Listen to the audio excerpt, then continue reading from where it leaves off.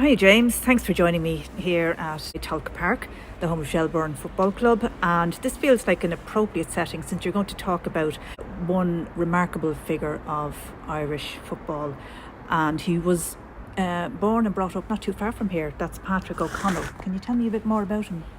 Yeah, absolutely, Siobhán. Patrick O'Connell, he's somebody that I think, well, for a long time was pretty much forgotten. That was a word that you hear sort of thrown around about him, but in recent years has become far better known. You know, some of the remarkable things that he did. I remember actually I gave a lecture about him a while ago, and a Drumcondra man, he when I mentioned that some of the things that this guy did at the beginning of my lecture, and I was like, so today I'm going to be talking about this guy from Drumcondra, and you know, he was the first Irishman to captain Manchester United, and he won a trophy with the Irish national team, you know, back before partition, and he managed Barcelona, and he won the Liga. And this retired Drumcondra teacher just shouted out, "Hogwash! Hogwash!" I think it was the first time I ever heard somebody actually say that word out loud. But he was convinced that I had to stop the lecture and just listen to what he had to say. And he was like, "I've been born and bred, and I've lived in Drumcondra all my life. There's no way, no, absolutely no way that just these things happen." So I had to, just listen and explain, no, he did. And then thankfully I had the photographic proof and there's the sources. There's a plaque in his name outside where he lived. There is, yeah, and that was one of the ways I was able to show the gentleman in the audience that this guy actually existed. Yeah. That he could go to Fitzroy Avenue, isn't that where it's 87 Fitzroy Avenue? That's just off Croke Park, is it, around? Yeah, Jones's Road. Yeah, so you're right off Jones's Road. So if you're just a short distance from where we are now, if you're at Jones's Road, where that garage is, yes, close to that entranceway there at Croke Park, you just walk down that road. That's Fitzroy Avenue, sort of connecting Croke Park with Drumcondra, and you'll come across the Dublin City Council plaque there, and it was put up in June 2015. And actually, those plaques, a lot of the Dublin City Council plaques now, you'll immediately recognise them because they're all uniform in design. They're that sort of round marble plaque with the Dublin City Council logo at the bottom. And there's going to be actually one put up here at Tolka Park. Oh, yes. Yeah, pretty soon about the first floodlit game in Dublin. Yeah. But I think the Patrick O'Connell one was the first plaque that has that sort of new uniform Dublin City Council design, and that went up in June 2015. So that's just that's part of the way that he's been commemorated and sort of better remembered in his native city in recent years. Right. So he played football in his youth. So presumably he was an excellent footballer. So what did he play for clubs in and around Dublin, or where did he start? Yeah, he played for a few different clubs. I mean, he grew up in Drumcondra, a pretty large family. I think there was 10 children in all, and he lived in that area, so a few different addresses around where the plaque is now, over at Fitzroy Avenue. He was born in March 1887. But he played for some local clubs. He played for a club called Frankfurt, right. And then Liffey Wanderers would be the best known team that he played for. He played for them. They won what was called the Empire Cup 1904, 1905, 1906. So when he was a young footballer, he was playing for also a team called Strand Hill, I think based in the North Strand area of Dublin. Yeah. He won the Leinster Junior Cup with them. So he was a talented young footballer, but he was sent out to work at an early age. So he left school fairly early to work. He worked as a glass fitter. He worked in Boland's Mill, and he was a talented footballer, but you had to wait until you were 21 before turning professional. And at this early point of his career, he would have been like an attacker. Yeah. But by the time he sort of established himself as a professional, he was someone that played as a half-back, sort of a centre half. So somebody back then, you played a sort of 2-3-5 formation, as hard as it is to imagine nowadays. But this was before the offside rule, so you'd have 2 defenders, or 3 what we'd call midfielders, and then 5 attackers. Outside right, inside right, centre forward, inside left, outside left. So he ended up sort of being that half back in the middle. and over time that position would become a sort of centre half and drop back to become a defender. But he was a very talented footballer, and so when he turned 21, that's when he became a professional. Any connections to Shelbourne, seeing as we're here? So an obvious question to ask is, why didn't he join Shelbourne? If he's playing for these local clubs like Liffey Wanderers, Strandville, and he's a talented Dublin footballer in this area, now, obviously Tolka Park wouldn't have been built then. Shelbourne were based over in Ringsend. Yeah. But he was working over at Boland's Mill. Yeah. And his father worked at Boland's Mill. So an obvious question to ask is, why didn't he join, for example, Shelbourne when he was 21? But instead he joined Belfast Celtic. Right. And he moved up to Belfast Celtic. And he did this just after he got married to a woman from the North Strand called Ellen Treston. So he married a woman called Ellen. She was the daughter of a carpenter from the North Strand. So it's that North Strand, girl marrying a Drumcondra boy. Yeah. And they moved to Belfast to join when he joined Belfast Celtic. Right. And what kind of a career then did he have at Belfast Celtic? Well, he was only there for one season, okay. And it went well enough for him to get a move to England. He went over to Sheffield Wednesday, which obviously a big club in the first division, which would be the top division in England. But when you look at his move to Belfast, I think when I was just mentioned there, like why he didn't join Shelbourne or what we would consider a League of Ireland team now. It's just after he joined Belfast Celtic, and within 5 months of getting married and moving to Belfast, his wife gave birth to the first of their 4 children. So I think when you look at the fact that he gets married, moves to Belfast, and within months his wife is giving birth to their first child, it suggests that maybe there was an extra reason or a reason why he decided to move to Belfast, that it was an ideal way of progressing his career, but also not having any scandal about this. These 2 youngsters getting married, and within months, it was like 4.5 months or something, right. that she gave birth.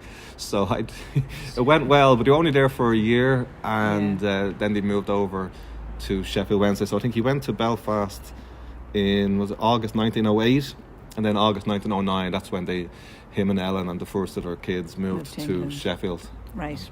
Okay. And Sheffield were a top club at the time. First division club, and that's why he wasn't able to really establish himself. I think it was only something like 21 appearances he made for Sheffield Wednesday over the next few years. But at least he established himself. He was a professional footballer. He still had to do work at times, like all footballers back then. Do bits and pieces, working out factory work and things like that. But it was when he was at Sheffield Wednesday that he got to play for Ireland. That was because he got a handful of caps playing for Ireland at a time when caps were very, very hard to come by, because there were almost no friendlies. He only played usually 3 games per year. Right. But that was when he was at Sheffield Wednesday when he got his first Ireland cap in 1912. Right. Okay. How many caps did he get for Ireland then in total? I think it was 5. I think it was 5 caps in total, and then there was one sort of friendly appearance which didn't count as a cap. But like I said, back then it usually was you played England, Scotland, and Wales every year, and that was it. So careers. You could have an awful long, incredible long career. You could play for 20 years, because there were a couple of players obviously that had incredible long careers. Like Billy Young was one that comes to mind. But you might, be playing for 10, 15, 20 years, and if you heard the amount of caps they got in the modern era, you'd be just thinking, wow, they didn't get as many caps as I was expecting. So I think he got, it was a five caps for Ireland, and something they have to remember was this was before partition. So he was playing for Ireland. He wasn't playing for the Republic of Ireland. Yeah. And it's like, even like when Ireland would have played most of their home games during this time at Windsor Park. He made a move to Manchester United then after Sheffield. Hull. Was it Hull after Sheffield? That was in the lower division, wasn't it? Second division. So he dropped down a division. He went to Hull as at 1912. In May 1912, he moved to Hull City. So May 1912, he moved to Hull City. It was at £350, which would have been a lot of money a lot of money back then, and that's where he really established himself. So he dropped down a division but he established himself as a very important player for Hull. That was where he had great success with Ireland. Yeah. Ireland won a tournament in 1914, the International Association Championship. It was the first time they won it. It was a very, very big deal. It was the first time that they finished ahead of England, Scotland and Wales in this annual tournament. And this was before there was a European Championship and a World Cup. So this was international football, for players in this part of the world back then. But he had a very good time at Hull City, and because of his success at Hull and because of his success playing for Ireland, he was able to get himself a very big move to Manchester United in 1914. It was £1,000 was the instalment, and his wife wrote in a letter at the time that she said, wouldn't it be great if we could get some of that money, that being given to Hull. Yeah. So he was at Manchester United in 1914, and how did that go? Well, not as well as he would have hoped, but again, but I suppose a recurring theme in his life and career, not because of on the pitch things. This was, unfortunately, he joined Manchester United just before the First World War broke out, and football would end up being suspended, for the duration of the war. So he joined, like he was in his prime. He just won a trophy with Ireland. He just got this big move to Manchester United. And then the war breaks out and football is postponed, essentially. So he ends up working in a munitions factory, right? In Manchester. He did play. I mean, he did have, obviously, he did play for Manchester United for a while. He was the first Irishman to captain Man United. I think there's been 4 captains of Manchester United from Ireland, and Patrick O'Connell was the first one. But I think he made 35 appearances for United, and because of the war, there was relaxed registration of players, and there were sort of friendly matches and things happening. So he got to play for the likes of Rochdale Town, Chesterfield United. There was a big match-fixing scandal that he was actually involved in at Manchester United. That's what people tend to remember when they focus on his career. There's a few things in Patrick O'Connell's life that are particularly interesting, questionable. You can think of different words to use to describe them. But one of them was a match-fixing scandal where it was a notorious match between Man United and Liverpool, and it was the players on both sides sort of fixed the result in order to sort of gamble on the match, in order to profit from it, because they knew football was going to be getting suspended, because of the war. I think it was April 1915. So the war had broke out. The whole idea that it would be over by Christmas 1914, that the famous quote, "I'll be over at Christmas," that didn't work out. So everybody knew football was probably going to be put on the shelf, and people knew that a lot of the footballers knew they were going to get conscripted. Yeah. There was that real threat of conscription, and that was I think the motivation in terms of this match taking place. And he missed a penalty in this match. He wasn't the normal penalty taker. Right. It was said in one match report that he almost hit the corner flag. So he took this penalty. But they did a big investigation afterwards, like the Football Association over in England, and they ended up banning quite a few players. I think it was 7 players or 9 players got banned, and then they all ended up having their bans overturned. But it was sort of on the condition that they go and enlist and join the army and fight in the First World War. So he escaped any punishment in this, and whether that was because he was Irish or innocent, he just happened to miss this penalty and be the captain, or whether it was because of his his charming personality or his ability, his way to talk himself out of trouble. But that was sort of you wouldn't say the highlight of his career at Manchester United, but because of the fact that it was during the First World War era, and this was a notorious match, and that happened, that tends to be what people remember the most. Yeah. And then after Manchester United then, and the war continued, and he was getting little game time and the whole lot. Was there any other options for him, or what happened to him? Well, I think unfortunately what happened was then the war dragged on for so long. It was from August 1914 to November 1918, and then things didn't get back to normal really, or at least as normal as they could be coming out after the Great War until 1919. So by then, he was a veteran, and his career sort of began winding down around this time. So he went in 1919. He went to Scotland. He signed for Dumbarton, and that was where he did some coaching. Things didn't go great for him on the pitch up in Scotland. He did get some coaching experience. He moved back to England, I think, after a year to play for Ashington FC. They play in the town where Bobby and Jack Charlton would be born and grow up. Yeah, so I think like a mining town in Northumberland. And again, he was doing coaching and he became the player manager. So he went down to the third division, as it would have been back then. So this was sort of him winding down in his career, becoming a sort of playing at a lower level, becoming a coach and then a player manager. And then he decided during this time when he was playing like up in Scotland, he left his wife and 4 kids behind in Manchester. They had four kids: Patrick, sort of junior, Nancy, Ellen, and Daniel.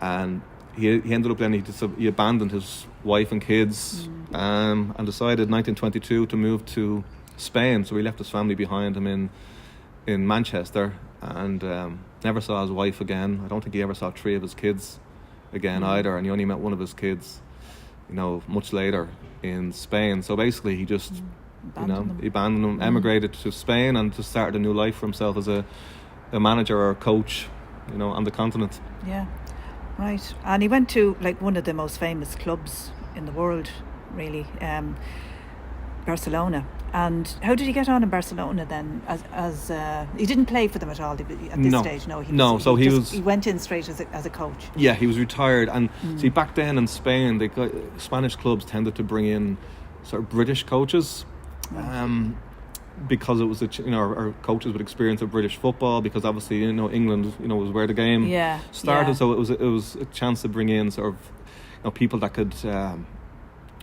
Bring a bit of professionalism or bring some new ideas or just help coach the Spanish footballers and sort of educate them about how things were done over in England. So O'Connell, he went originally to Real Racing Club de Santander, so Racing Santander. He was up there from 1922 to 29. They had lots of different successes. They won a bunch of trophies up there, and then they became a founding member of La Liga. So when La Liga was set up, that was actually just at the end of his time at Racing Santander. Right. So he made them a successful enough club that they could join the first division La Liga when it was set up in Spain. I think it was in 1929. So it was, he had a lot of success there, and then he moved down south. He went to he was at Oviedo as well for a couple of years. Then he went down south. He went to Real Betis in Seville, and then he went on to FC Barcelona. But he was in Spain, for a long time, from the 20s to the 50s. Yeah. But the two clubs that the club that he achieved the biggest success at was Real Betis. Yeah. But people always remember him as, even just the title of a book written by his grandson's wife, Sue O'Connell, the man who saved Barcelona. That's obviously, like captain of Manchester United, he might have done better at a whole city. He might have had a better career as a footballer, a whole city, because it was before the war.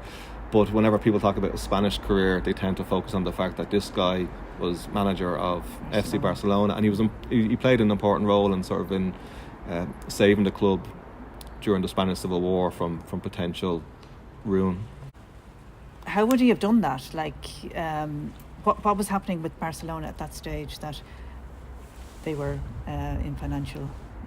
Well, what happened was the Barcelona, the Spanish Civil War really put Barcelona under an awful lot of danger. I mean, like Barcelona, the club almost folded during the Spanish Civil War. That their president was assassinated. Right. His body sort of dumped, in the mountains. The club, the stadium was attacked, and there was no Nou Camp at that time. It was much smaller stadium. So it was there were things going on there. Like he did have some success. They got to the final of the Spanish Cup in 1936.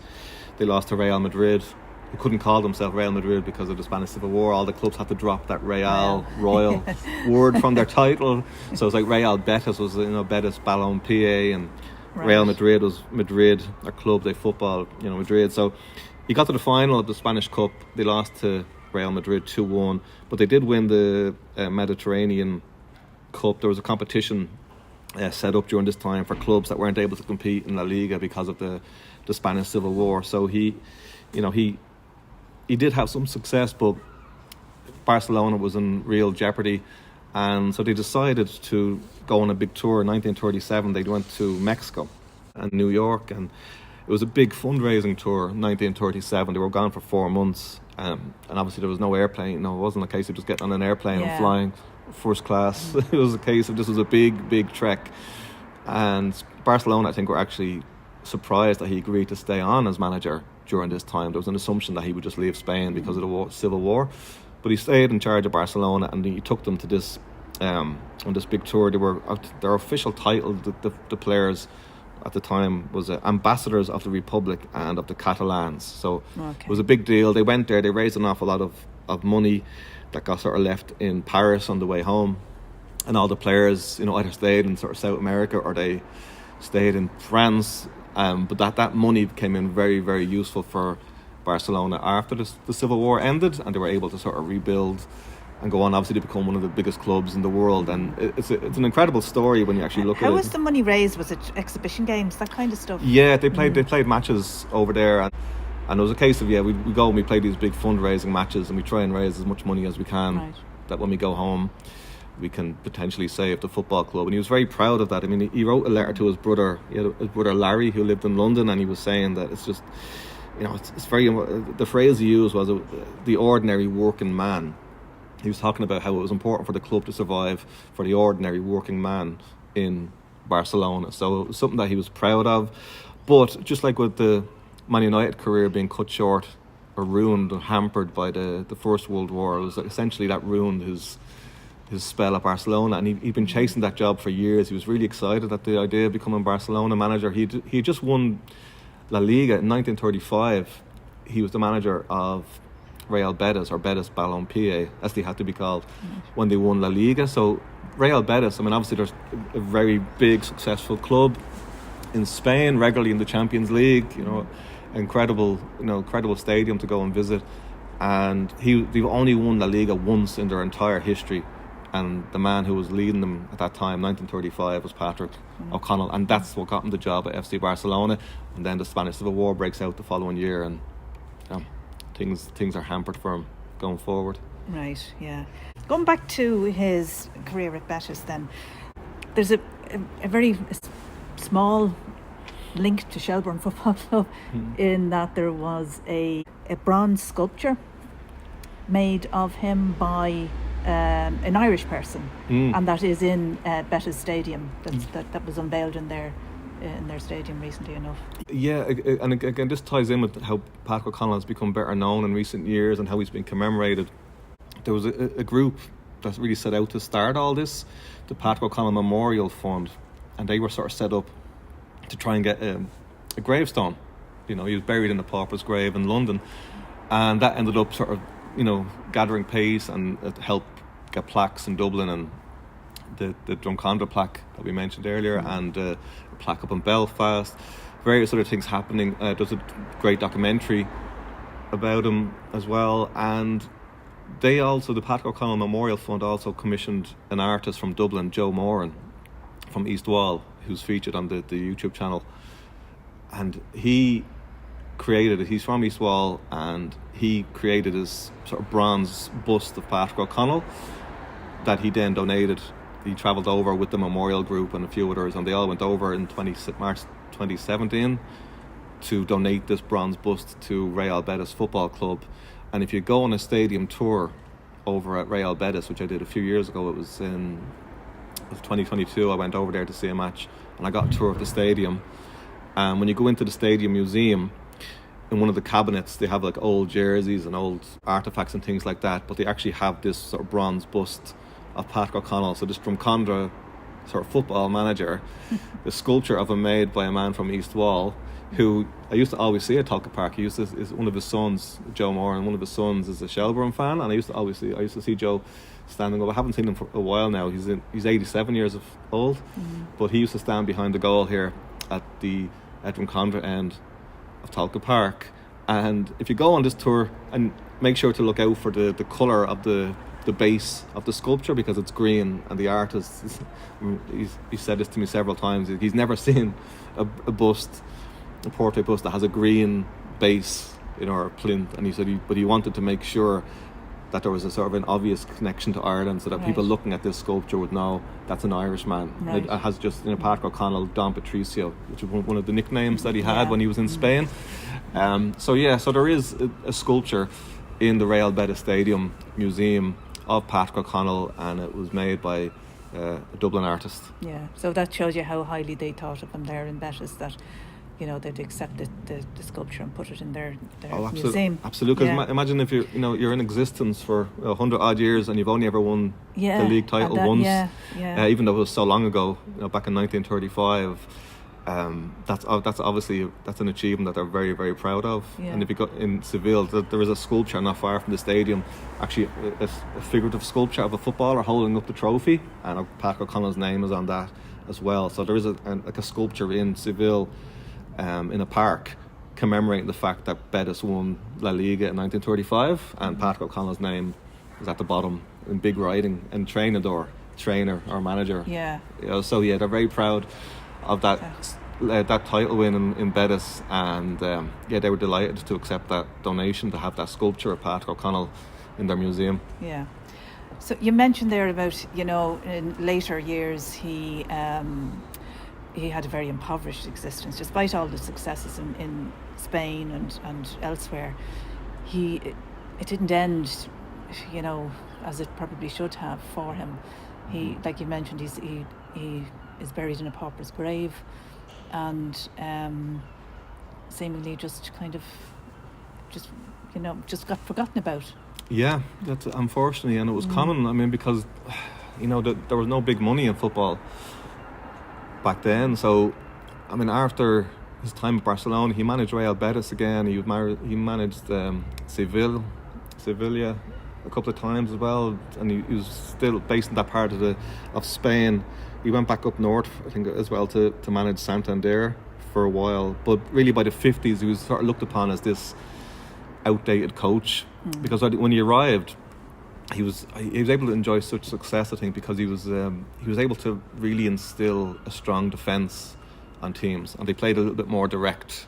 Yeah. So he was sort of bringing over that Irish sort of British style, and quick transitions from defence to attack, and having a sort of a miserly defence, and that really helped him have success during the sort of 20s and 30s.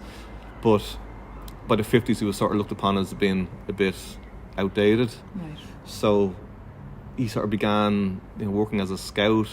He ended up deciding, it was in 1954, 1955, to move to London, where his brother Larry worked. And he ended up in his final years sort of destitute. He had a second wife. That's another thing. Yeah. Another thing that's interesting about Patrick O'Connell is that when he was in Spain, he committed bigamy. He got married. Right? But what's great about the story, or what's really remarkable about the story, is that he married an Irish woman, and he married an Irish woman that had the same name as his wife. His first wife in England, Ellen. So he called her. It's handy. Yeah, and apparently she looked quite similar to his first wife as well. And he wrote a letter, actually, I remember at the time, to his brother, where he was trying to explain. He was explaining what was happening, and he just says, 1934 this happened. So before his great success at Real Betis, he got married a second time, and he said to his brother, "I have met Ellie, and she is Irish, and she lives here in Spain, working as a nanny. There cannot be above a dozen or 20 Irish women in this country, and I have met one of them, and we are to marry. This is a somewhat unconventional approach. However, all that is past is past. It was a different life in a different country, and what is past is finished." And then he goes on to say, Ellen, the Ellen of Den, his first wife, right, was part of the passions of youth. She and I were ill-matched. We two touched briefly, intertwined and separated. We will never meet again in this life. My children were cared for as much as was possible, given the distance and my resources. I did my best. So that was it. That was just it. Cut. Yeah, totally cut. He left the wife and children in 1922, and then he got married again to another woman in 1934. And I don't think either wife knew of the other one's existence. And when he moved to London with his second wife, who, you know, he seems to have really loved and had a happy life with. And it may have been because she found out about his other life, you know, his other family. And so she left him. Yeah, she was, you know, I think from Cork. But she left him, so he ended up sort of living, you know, in an attic, not having a very nice life in London. He was claiming sort of national assistance. I've seen it said that he was begging on the streets. And then he died of pneumonia, February 1959. He was 71 years of age. And when he died, that was it. There was no mentions in the newspapers. There was no talk about this great former footballer, football manager. You know, this was obviously decades before the internet, and it was just a case of that was it. He was forgotten. He was buried, you know, just in a pauper's grave beside, you know, just in a little grave beside St Mary's Catholic Cemetery in London. And essentially, his story was forgotten, you know, going forward. It seems remarkable now. That's why I was going back to that guy shouting hogwash at me. It was a case of couldn't believe it was pretty much forgotten, and it was only when that Patrick O'Connell Memorial Fund was set up, you know, about 10 years ago. That was because they had heard his grandson Mike O'Connell giving a talk over in England about, you know, the life of his grandfather. And when they heard about some of the things that he'd done, they were like, well, we have to try and do something to get a gravestone, you know, erected here at St Mary's Catholic Cemetery. And that sort of led to the bigger efforts to try and increase awareness of him and get him commemorated in other ways. But essentially he's forgotten, and it's interesting. And they did get that new gravestone that went up, and on the gravestone it has his name, you know, and it just says remembered by many in Ireland, England and Spain. And it's, you know, interesting wording, because it's shown you that this is somebody that had a very successful career as a footballer and a football manager in England and in Ireland, and, you know, when he was young, and then over in Spain as a coach, you know, achieving some remarkable things during his career. But essentially, he was forgotten for so many years, and then the last decade or so there has been that increased awareness of his story. So nowadays, thankfully, if you walk around here in Drumcondra, or you walk around, you know, Dublin, or you talk to people about football figures, now people tend to have heard of the name of Patrick O'Connell, and they might be familiar with a couple of things that he's done. But for so many years, from in the time of his death, for decades afterwards, he was just a forgotten figure. So would you say then that it was, just to sum up his life, he's somebody who was absolutely deserving of that plaque, and that he's deserving of being commemorated in such a way?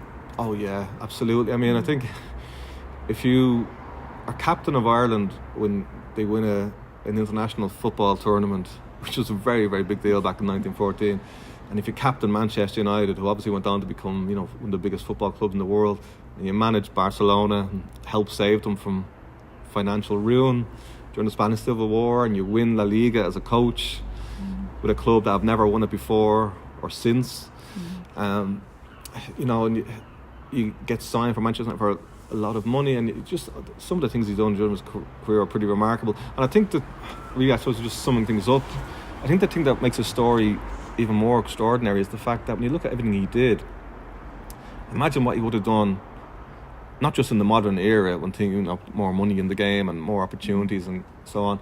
Just imagine what he would have done if the First World War hadn't cut short his playing career in his prime, and what he would have done as a coach in Spain if the Spanish Civil War hadn't cut short his coaching career in Spain at his prime, because he'd worked for years. He'd been chasing that Barcelona job, and he finally gets it, and then the Spanish Civil War breaks out. So when you look at all the things he did and you list his achievements, this guy certainly deserves a plaque here in Drumcondra, and he deserves the increased recognition, and he deserves people to know about his remarkable story. But you're just left sort of thinking, imagine what he could have done if it hadn't been for the First World War and the Spanish Civil War.